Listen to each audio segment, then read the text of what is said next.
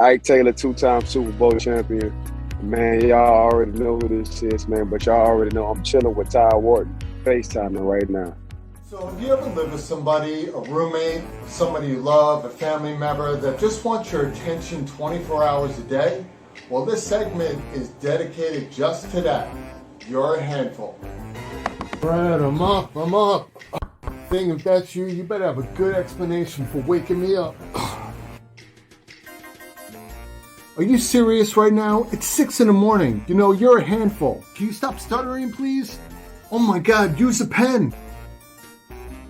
What?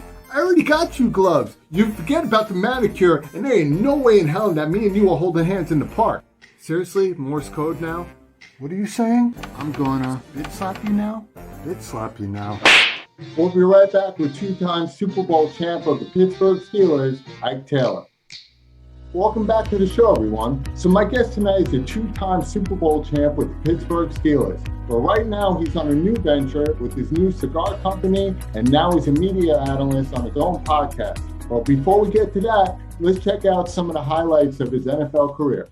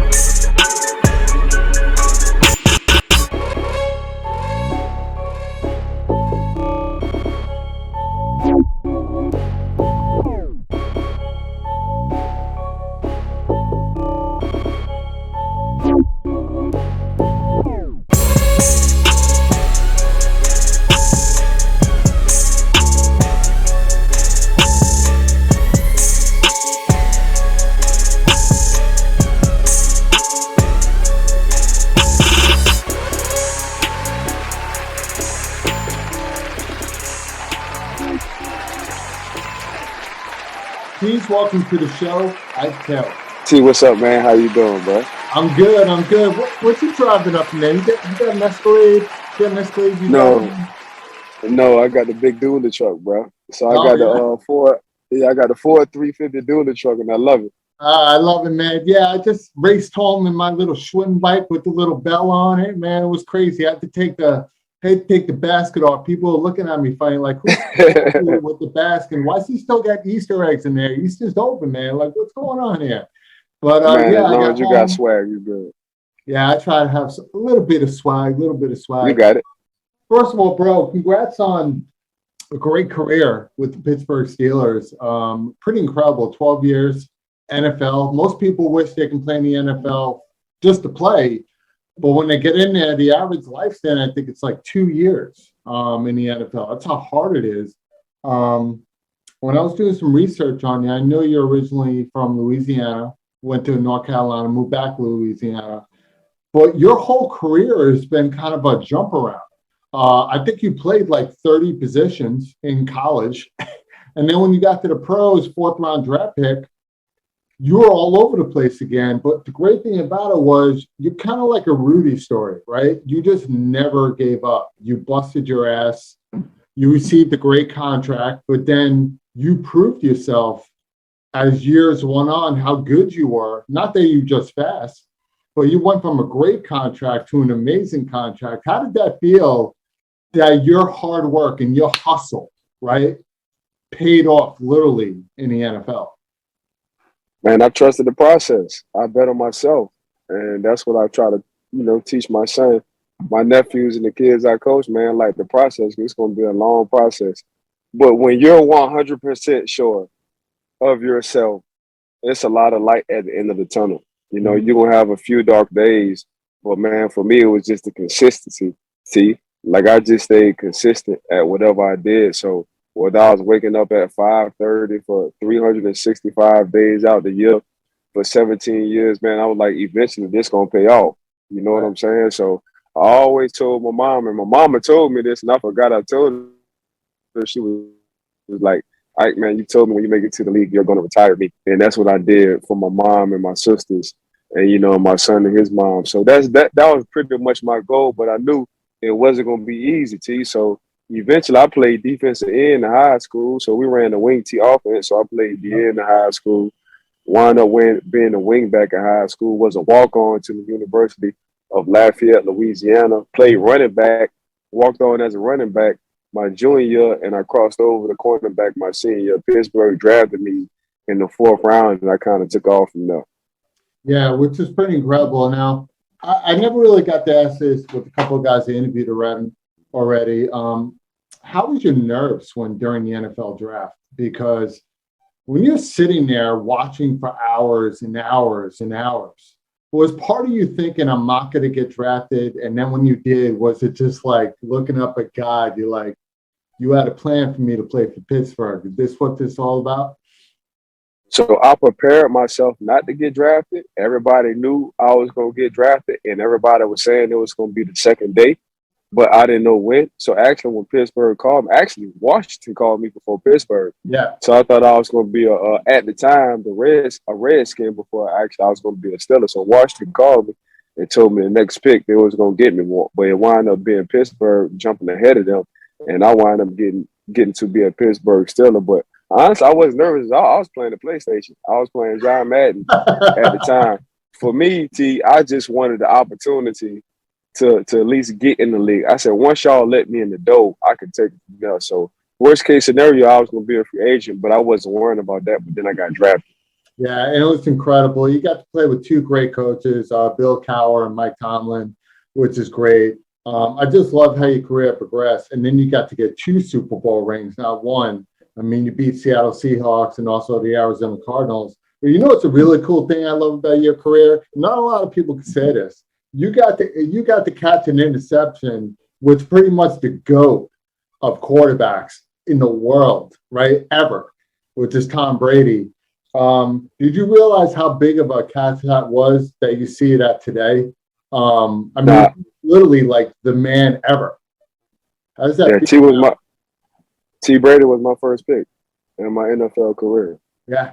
So at now I'm like, wow. But at the time I was just like, man, I need to get the ball back, stay on the field, and give our offense another opportunity. So that's just how I was thinking. But I still have the picture of when I got the interception. But we all know who Tom Brady is. Tom Brady just, he's a walking statue. He's not a Hall of Fame. I call that man a statue. Like as soon as he retired, man, a lot of NFL teams just need to put a statue around their stadium because that's how good the man is. So yeah, it's an honor to catch a pick from him, but man, I respect Tom so much. But he was my first interception, T. Which is pretty great. And I'm going to tell you right now, I don't think Tom's ever going to retire. I can see him in like the old age home, just like, come on, let's do this. I don't care if you're 90 years old. Look at me. I still look like I'm 20. But you want to know something, man? Your career's been amazing. And now that the NFL is over, it's always hard to retire. You're embarking on some new things right now, which is pretty cool. And I love to see a lot of sports players go into other industries. When I was telling you before, Vernon Davis is an actor, and you have so many other players that are really branching off into others. So right now, one of the things that I see you're doing, you have your own cigar brand, which you partner with Howard Cigars. Now, originally this cigar was made for you, right? And I think you sent it off to some of your friends. They're like, yo, you got to get this on the market. Was that a hard decision for you to jump into this different industry, or were you familiar with how this industry was and the successfulness of it? Nah, T, honestly, it was on my bucket list. So we started this during the pandemic. So Howard G, I've been smoking cigars for a long time, but Howard G, he kind of proposed it to me. He was like, bro, why don't you get your own cigar? I'm like, well, if I get my own cigar, T, man, at least I need to know everything about it. I said, I need to go through the whole process. I just don't want to put my name on a cigar. So you have a lot of athletes who wind up getting a cigar, but they just put their name or tag on a cigar and they don't go through the process. So the process for me was, when you smoke cigars, it's just like drinking wine. I don't know if you're a red wine drinker. Your palate changes. You understand your palate. So for me, I went through 40 different cigars. I went through 40 different tobaccos, narrowed it down to 25 and came down with 2. And that's how when you smoking my cigar, the one of a kind, the Ike Taylor cigar, you're actually smoking my palate, which is a smooth palate. It's a mild to medium kind of cigar. So when I went into it, man, I just wanted to do it right. It took me about a year and a half to really get my cigar and figure everything out, but I wasn't in a rush for it because I'm like, man, once I push this product out, I want people to be able to smoke this forever. Oh, yeah. Now, I know you have 80% Nicaraguan premium in there of tobacco. What made you guys do 20% Pennsylvania? Because there was a lot of difference, but what made you go that route with that sort of brand? Man, that Lancaster PA tobacco, I don't know if anybody know anything about Lancaster, but it's Amish country. Yeah. And what I do know about the Amish country, man, if they're building or if they're doing anything from the soil, that's what they do. You know what I'm saying? So that's why I did it, and it's coming from PA. So I was like, you know what? Let me give PA some love, but the love has returned back in my favor when it came down to the Lancaster PA tobacco. Lancaster PA tobacco have some of the best tobacco in the world. People just don't talk about it as much. Right. Now, speaking of, how are you guys marketing this right now? Are you speaking to some of your former players, possibly be a brand ambassador of this brand, trying to get it into the NFL hands, stuff like that? Because I know marketing when it comes to alcohol, cigarettes, cigars, and now obviously, weed, is a strategic way on how to market it. Do you guys have a major plan on how you're going to be doing this? Nah, T, it's like word of mouth. It's like the old school way. You know what I'm saying? Like true cigar smokers, they know good tobacco. They know good cigars. Like we got a couple of clients, man, and you would never know these guys spend $400,000 just on cigars, just cigars, period. But they like that they have cigars they like. They don't like to get outside their comfort zone. So they smoke 5 or 6 cigars throughout, I don't know, 20, 30 years. But once I put the stick in their hand, they're like, hold on, man, it's a good cigar. Like, because every time they're trying ethnic cigar, they're like, man, oh, here we go again with this. But they was like, nah, you got a real good stick. And the word just been spreading around. So it's really no social media. It's really no PR. It's damn near word of mouth. And I like to meet and greet. So we've been doing a lot of events. So when they see my cigar, they see me. They don't see a cigar and be like, oh, this so-and-so cigar. I want people to actually say like, man, I smoke and I met Ike Taylor. He has a good cigar. Yeah. I got to get you down here in New York, man, to my event. Just walk around the place and in Times Square and just be like, yo, check out my stuff, man. This is the bomb right here. Yeah, T, I'll pull up on you.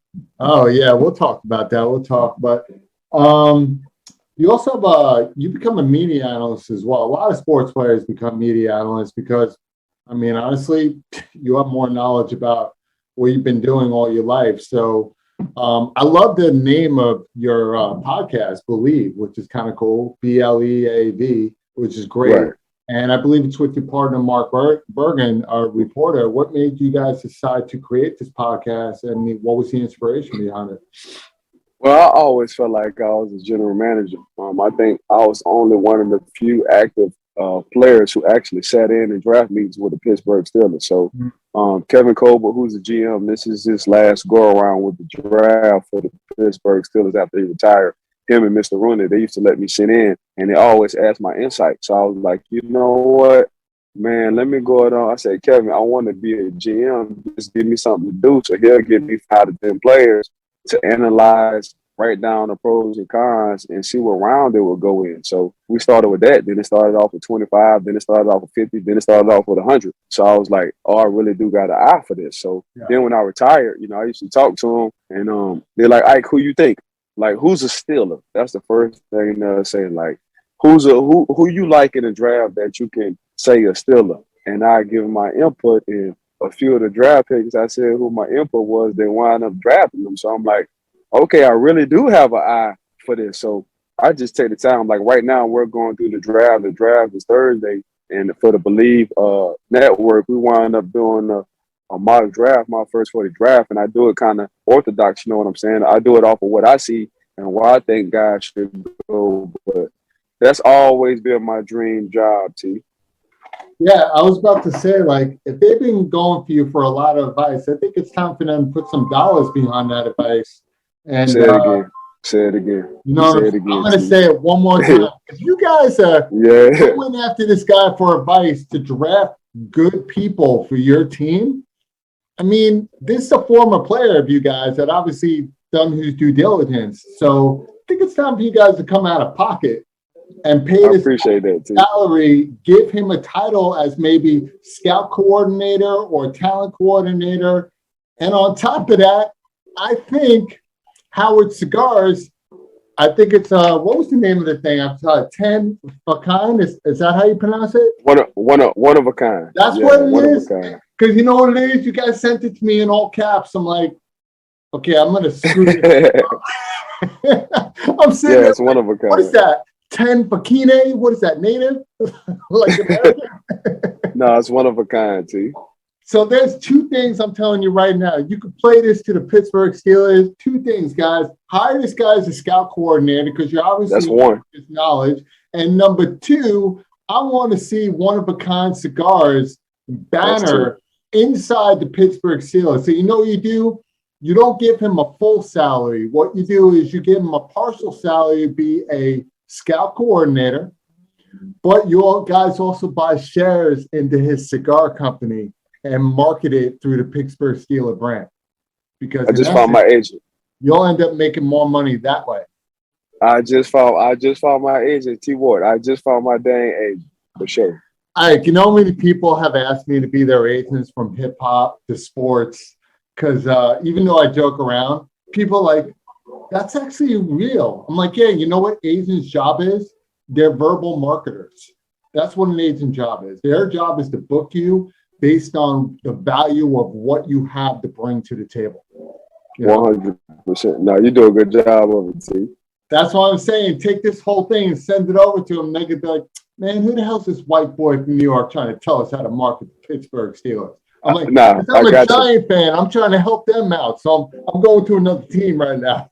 It's all good.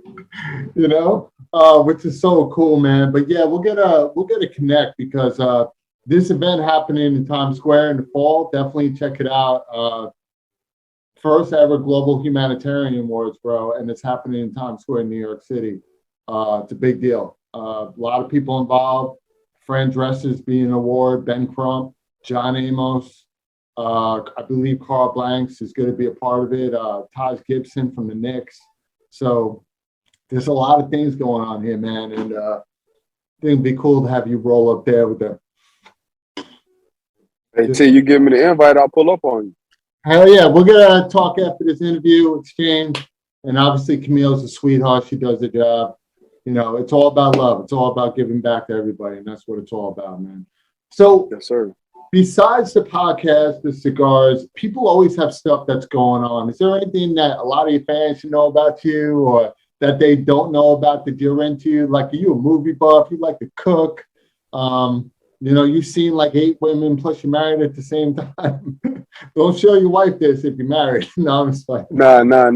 I'm saying I'm a workout head though. So I like working out. So I'm a workout junkie, but I'm gonna work out to the extreme. So I only need like an hour and 15 minutes. I can get 6 miles, I can get 800 reps and whatever in an hour and 15. I can lose 8 pounds in an hour and 15 minutes. So I kind of OCD when it comes down to the workout. But on the other hand, I do like to Netflix that thing. So when I like Netflix, I'm an Animal Planet, not Nat Geo kind of guy. So I love my animals, and that's where I'm at with it. Oh, I love it, man. I love it. And I always ask people that because nobody ever asks people, what do you guys do besides what already people know? Because people forget. Guess what, guys? Sports celebrities, they're kind of human just like me and you. So they probably like other stuff that you don't know about. And a lot of people engage with that stuff because it makes them feel closer to you as a human being, a fan. They're like, yo, I like to work out too, man. I like my Netflix too. That's pretty cool. So it's not just about what you bring it to the front, but it's also what we don't see in the back, you know, so which is pretty great. And you got a good vibe about you, man. You got a good personality. And I'm telling you, go to Pittsburgh and be like, yo, listen, I love you guys. You're my family. But you know what? Even my family pays me sometimes too. So it's about time. If you guys want my advice, you got to put some dollars behind that. Or no, I'm gonna send this to him. What you just said, I'm gonna send it to him for sure. Yeah. And I'm gonna get a call from my attorney. Hey man, you know you just cost us like $4 million. Really? I'll take it. Do I get 10%? I'll take it. Exactly, man. Ike, listen, man, it's been a pleasure speaking with you today. Congratulations on your Appreciate you. that you're doing right now with the podcast. That's really great. Guys, go check out the podcast. It's going to be great. It's called Believe. Where can people listen to Believe podcast if they want to check it out? So you can listen to Believe Network on Spotify, Apple, YouTube, or you can check my social media at Ike Taylor, or you can check my Facebook at Ike Taylor, or you can check my Twitter, Ike_swaggin' you. So we're on all levels when it comes down to the social media. I love it. And to purchase your cigars, I believe it's under the website of howardcigars.com. Is that correct? Yes. So you can go to howardgcigars.com and purchase the one-of-a-kind cigars. Yeah, and tell them that Todd and Ike sent you. And that's it. Hey, make sure y'all tune in to the Todd Wharton Show FaceTime. Make sure y'all go to howardgcigars.com and get your one-of-a-kind cigar. Hey, Pittsburgh still a nation. Make sure y'all get with the Rooney family and Kevin Colvin and tell them Ike wants to be or come up with a title for a GM job. Believe in podcasts. Make sure y'all understand Ike's still doing this thing. Got to give a huge shout out to Todd Wharton. Have me on this show, being my future agent. I like that, brother. I like that. Well, on that note, bro, have a good day. Drive safe, and we'll talk soon, all right? I appreciate that. T, thanks for having me on the show, bro. My pleasure, man. So, Ike, brother, thanks for being a guest on FaceTime with Todd Wharton. First of all, drive home safe, bro, because I see you bouncing around back and forth, and I want to get home safe and sound. And I think everybody enjoyed this interview. And, bro, congratulations on a great career with the Pittsburgh Steelers. 2 rings, Super Bowl. And I see a lot of great things with your cigar company, and obviously as your podcast, as a media analyst. I think you're going to be great as well. And if you're looking for an agent, we'll talk. You had the Pittsburgh Steelers hit me up. So guys, hopefully you guys like this interview. And like I always say, until next time, if you're not living a passionate life, then whose life are you living? Take care, guys. I'll see you soon. He is the most interesting man in the world. I'm not always on YouTube, but when I am, I make sure I'm subscribed to FaceTime with Todd Wharton.